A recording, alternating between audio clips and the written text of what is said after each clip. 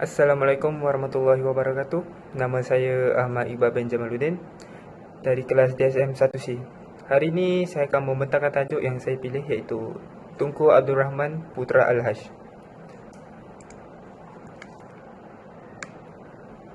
Tunku Abdul Rahman. Almarhum Tunku Abdul Rahman Putra Al-Haj ibni almarhum Sultan Abdul Hamid Shah merupakan Ketua Menteri Persekutuan Tanah Melayu dari 1955 dan Perdana Menteri pertama sejak kemerdekaan pada tahun 1957 sehingga 1970. Pembentukan Malaysia pada tahun 1963 merupakan salah satu daripada pencapaiannya yang teragung. Biasanya dikenali sebagai Tunku, beliau juga dikenal sebagai Bapa Kemerdekaan dan Bapa Malaysia. Latar belakang Tunku Abdul Rahman.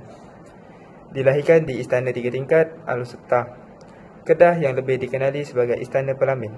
Tunku merupakan anak lelaki yang ke-7 dan anak yang ke-20 kepada Sultan Abdul Hamid Halim Shah, Sultan Kedah yang ke-24. Bondanya Cik Menyelara, seorang isteri Sultan Abdul Hamid yang tidak berdarah gahara, ialah anak perempuan Luang Nara Boriak, seorang pegawai daerah Thailand. Kelahiran Tunku disambut secara biasa kerana beliau bukan bakal pengganti Sultan Kedah.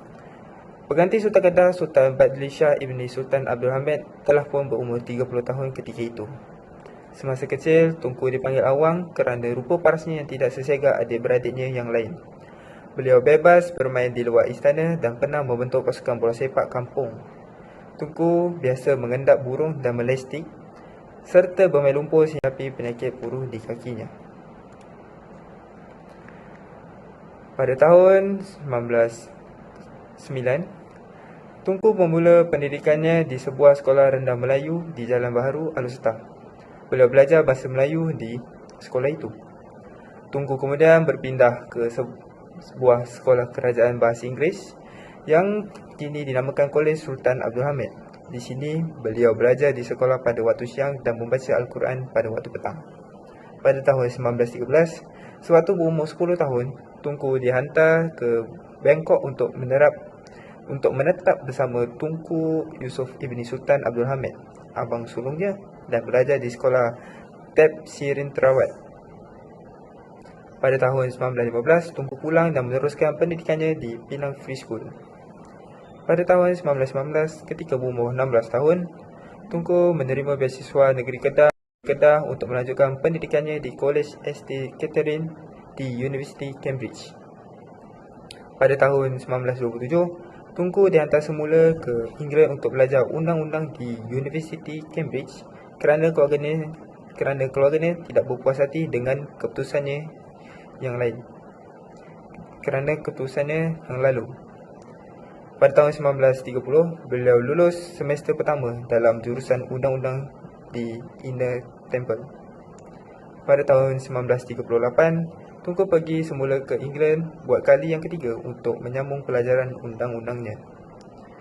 Dan pada tahun 1939, beliau kembali ke Kedah kerana terdapat berita bahawa perang akan meletus di Eropah. Kejayaan politik Tunku Abdul Rahman. Selepas pemulangannya ke Malaya pada tahun 1949, Tunku ditugaskan untuk bekerja di sebuah pejabat pegawai undang-undang di Al-Sultan. Beliau kemudian meminta perpindahan ke Kuala Lumpur di mana beliau menjadi timbalan pendakwa raya dan selepas itu dilantik sebagai Yang di-Pertua Mahkamah Seksyen. Pada tempoh itu, semangat nasionalisme bertambah hebat di kalangan kaum Melayu di tengah-tengah pengistiraan penubuhan Malay Union oleh Britain. Dato' Onn Jaafar mengetuai Pertubuhan Kebangsaan Melayu Bersatu (UMNO) untuk menentangi Malay Union dan Tunku menyertai partinya. Pada Ogos 1951, suatu krisis di dalam UMNO memaksa Dato' Onn meletakkan jawatan sebagai Presiden Parti dan Tunku dilantik sebagai Presiden yang baru. Beliau memegang jawatan itu selama 20 tahun. Teladan dari Tunku Abdul Rahman. Yang pertama, berbuat baik dengan semua orang. Ketika belajar di University Cambridge, Tunku mudah berkawan dengan ramai orang. Tunku tidak sukakan diskriminasi dan sentiasa memperjuangkan persamaan hak sesama manusia. Yang kedua, bantu semua orang ketika dalam kesusahan. Semasa Jepun menceroboh tanah Melayu, rakyat hidup menderita. Tunku berempas pulas cuba menyelamatkan ramai rakyat dan memastikan keselamatan mereka. Yang ketiga pula, menang dalam keamanan. Tunku seorang pemimpin yang sangat mengeji pertumpahan darah. Tepat jam 12.30 malam pada 31 Ogos 1957, bendera Union Jack diturunkan menandakan berakhirnya zaman pemerintahan British tanpa titisan darah. Jadilah tonggak perpaduan dan keharmonian. Tunku mencadangkan idea untuk menyatukan Malaya, Singapura, Sabah, Sarawak dan Brunei pada tahun 1961. Semua bersetuju kecuali Brunei.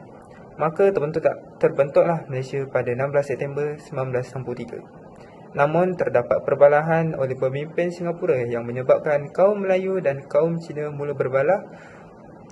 Tunku mengambil jalan yang lebih aman dengan mencadangkan Parlimen Malaysia mengundi sama ada Singapura terus kekal atau sebaliknya.